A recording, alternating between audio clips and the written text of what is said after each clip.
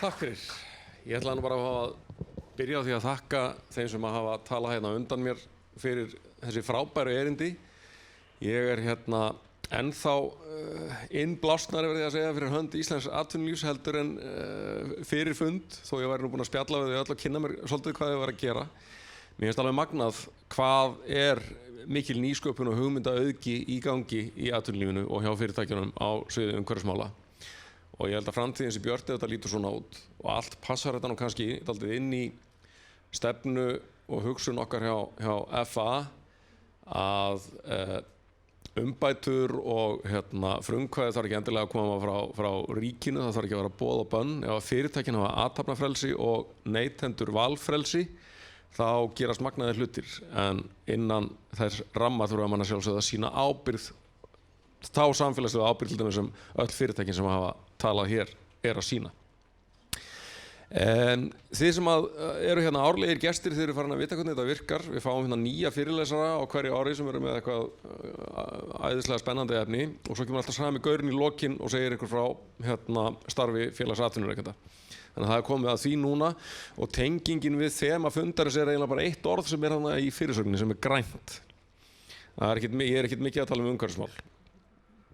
Ég ætlaði bara aðeins að fara yfir nokkur helstu baráttumál félagsins á síðasta ári og setja á þetta svona umferðarljós. Bara hvernig gengur þetta hjá okkur? Rauðaljósi þýðir að það er ekkert að gerast, það er engin hlustunarskilyrði hjá stjórnvöldum. Þetta gula þýðir að það er hreyfing á málinu en kannski engin áþreifanlegur árangur og græna ljósi þýðir að málið er komið á góðan rekspól. Þannig að við byrjum hérna á grænu máli sem er innflutningur á ferskum búvörum. Það er að segja að reglurnar breyttust áramótin.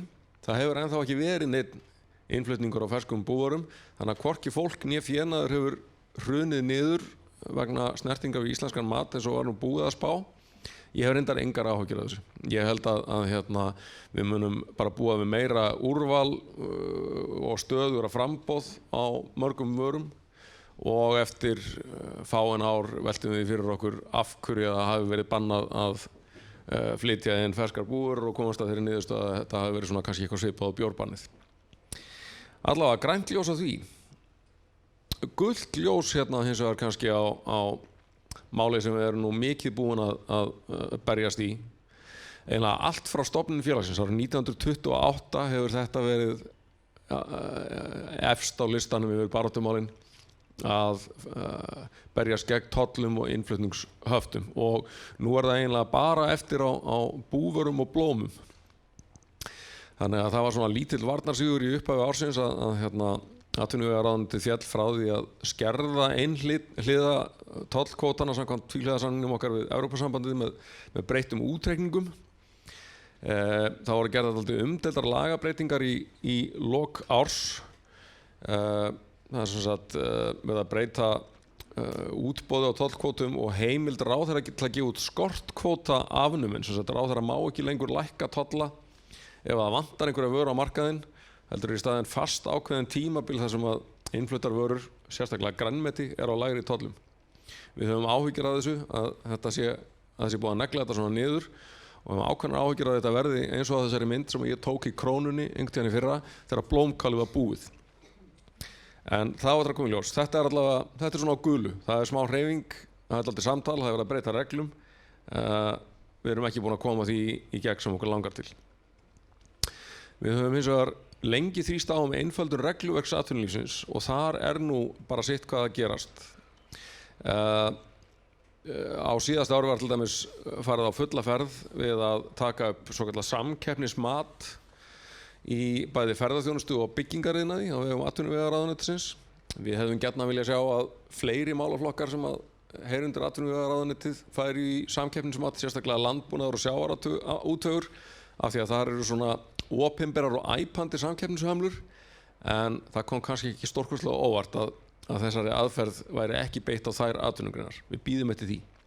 Hins vegar eru báðir ráðherrarnir í atvinnuvegaráðuneytinu, bæði ráðherrann með svo langt nafn og titil að ég hef ekki tími í það núna og landbúnaðar og sjávarútvegsráðherrann með frumvörp einföldun regluverks og það er verið að afnema gamlar reglugerðir, það er verið að breyta lögum þannig að frekar en að þurfa leyfi þá tilkynni fyrirtæki starfsemi sína og að sé tekið út eftir á að hún sé samkvæmt lögum og svo framvegis. Þetta er allt í rétta átt og við eigum sæti í svokallari ráðgjafarnefnd opinberar eftirlitsreglur þar sem við höldum áfram að ýta á eftir þessum málum.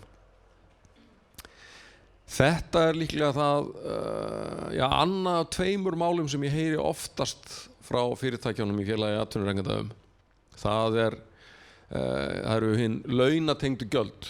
Við sjáum þarna á myndinni sem hreyfist, hún úr skýrslu sem við létum vinna launatengdan kostnað núna mitt síðasta ár. Hvernig hann hefur hækkað frá aldamótum hinir ýmsu liðir og á heildina litið er þetta hækkun 60% frá aldamótum. Þetta er nú enga síður á grænu af því að tryggingagjaldið lækkaði 0,25% í upphæfi ársins en það þarf augljóslega að gera miklu betur til að ná því niður það sem það var í fyrir hrun og þetta ætti eiginlega að vera sameiginlegt baráttumál atvinnuvega og verkalýðshreyfingar af því að hár launatengdur kostnaður þýðir að fyrirtæki bæta síður við sig fólki. Þetta hvetur til gerviverktöku, þetta hvetur til þess að störfum og verkefnum sé útvistað til annarra landa þar sem að launakostnaður er lægri og er einfaldlega, eins og ég segi, sameiginlegir hagsmunir að vinda ofan að þessari þróun. Nú hér er mál sem er á gulu, við erum í miklu samtali alltaf við stjórnvöld eftirlitsgjöldin sem eru næstu því óteljandi, líklega vel á annað 100 sem að íslensk fyrirtæki þurfa að greiða fyrir margs konar eftirlit. Og við létum gera þessa skýrslu fyrir 2 árum sem að við höfum síðan verið að ota að ríkjuna því að hún innifelur mjög einfaldan leiðarvísi um það hvernig er hægt að hafa þessa hluti í lagi, forðast málsóknir og annað slíkt af því að ríkisvaldið hefur þurft að borga 100 milljóna líklega tilbaka til fyrirtækja á undanförnum árum vegna ólögmætra eftirlitsgjalda. Það gengur ekkert óskaplega vel að koma því í gegn og við erum búin að vera til dæmis í löngu reiptogi við heilbrigðisráðuneytið gjald sem er lagt á tilkynningar markaðssetningu á rafrettum og var augljóslega kostnaðargreint eftir á þegar það var búið að ákveða eftirlitsgjaldið. En þarna er hún reyndar umboðsmaður Alþingis með okkur í liði og við bindum vonir við að þarna gerist eitthvað. En þetta er stöðubarátta. Hér er hitt málið sem að félagsmenn í FA kvarta mest yfir. Það eru fasteignaskattarnir sem að hafa hækkað svakalega. Ef þið horfið á súluritið þarna, þá er á 7 árum 75% hækkun á fasteignagjöldum fyrirtækja í landinu vegna atvinnuhúsnæðis. Og það er bara út úr korti við alla aðra mælikvarða, það er alveg sama við hvað við miðum. Þannig að í þessu erum við nú búin að jagast, búin að skrifa fjármálaráðherra erindi, sendum sveitarfélögum reglulega áskoranir, efnum til funda, skrifum greinar og svo framvegis. Ég talaði við sveitarsonnamann í einu af 12 stærstu sveitarfélögunum núna þegar að verða að byrja á fjárhagsáætlunum í haust og hann sagði ég sagði við félaga mína á nefndarfundi í gær að við erum að fara að ákveða þessar tillögur af því Ólafur Stephensen fær að hringja. Þetta er sem sagt líka svona mál sem við erum stöðugt að potast í og ef þið horfið á þessa töflu hérna þá sjáum við að 8 af 12 stærstu sveitarfélögunum hafa lækkað fasteignaskatta á atvinnuhúsnæði frá því að við fórum að rótast í þessu fyrir svona 3 árum. En þarna þarf einhverja meiriháttar kerfisbreytingu til af því að núverandi kerfi er bara ónýtt. Þetta er eina rauðaljósið í kynningunni. Við höfum tekið okkur ákveðið forystuhlutverk í baráttu gegn hækkun áfengisskatta undanfarin ár. Þegar áfengisskattar á Íslandi eru þeir hæstu í Evrópu og mjög sennilega í hinum vestræna heimi. Ég þori ekki að fullyrða neitt en ég hef ekki fundið dæmi hærri skatta á áfengi. Og þetta hefur fyrir utan náttúrulega áhrifin á verðlag og þetta þýðir til dæmis að það er bara kaffi í boði hérna á eftir þá þýðir þetta bara hefur þetta mjög neikvæð áhrif á sjóðstreymi og rekstrarhæfi, ekki síst hjá minni innflytjendum og framleiðendum sem eru nú litlar bruggsmiðjur og brugghús eru nú mikill vaxtarbrotur í atvinnulífi víða land, en eru kannski að borga upp í 80% af verði vörunar til ríkisins fyrirfram áður en það eru nokkrar tekjur komnar í kassan, og þetta er umhverfi sem að eiginlega bara engin önnur atvinnugrein býr við. En þarna eru hlustunarskilin hjá stjórnvöldum afskaplega léleg, eiginlega bara lokuð eyru og rautt ljós.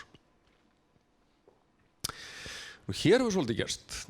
Þarna sjáum við 2 myndir. Annars er það ríkisbúð á Dalvegi með leikföng og bækur og gjafavöru og sælgæti og allt mögulegt. Þetta var tekið á síðasta ári. Þetta var pósturinn. Hann er hættur þessu. Ríkið er hins vegar ennþá mjög öflugt í nærfattasölu í Leifsstöð, það er neðri myndin. En við teljum okkur ekki síst hafa náð árangri með okkar gagnrýni á Íslandspóst, að það fyrirtæki hefur eftir forstjóraskipti á síðasta ári selt dótturfélög í prenti, gagnavörslu og fraktmiðlun. Það er hætt þessum búðarrekstri í beinni samkeppni við einkareknar verslanir og nýlega hætt að keppa við einkafyrirtæki í fjölpóstdreifingu. Þannig að þetta eru nokkur baráttamál í höfn, mörg eftir. Þetta mál er á gulljósi. Blómin eiginlega urðu eftir þegar að tollar voru felldir niður á öllu nema matvöru, eins og það voru orðað.